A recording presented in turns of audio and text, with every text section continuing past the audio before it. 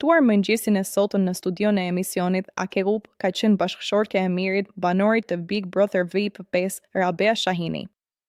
Gjatë kësaj interviste, ajo ka folur për rrugëtimin e Mirit brenda shtëpisë, por edhe ka sqaruar përfundimisht sa shethemet që kanë qarkulluar në media lidhur me martesën e tyre.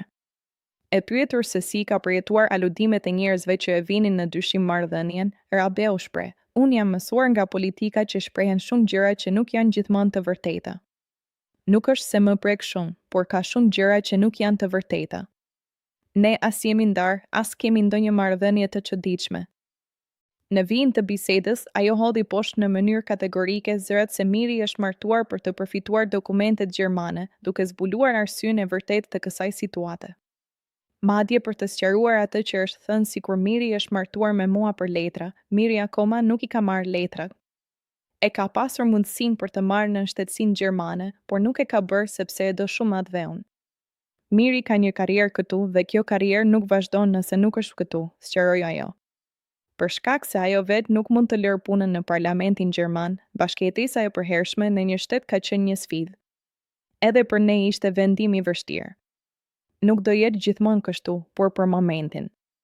Nuk është e lehtë për ne. Është sakrificë për ne, veçanërisht për Mirin, se ai e do shumë vajzën e tij.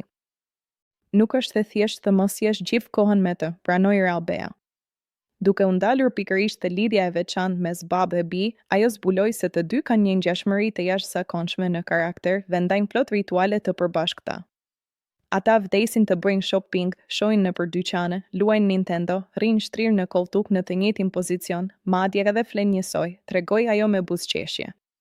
Për ta ilustruar këtë lidhje të ngushtë, ajo ndau një moment mjaft të lezetshëm. Një ditë e çova televizorin te BBV dhe Miri ishte në gjumë akoma, shkova tek dhoma e gjumit dhe pash edhe vajza po flinte po në të njëjtin pozicion.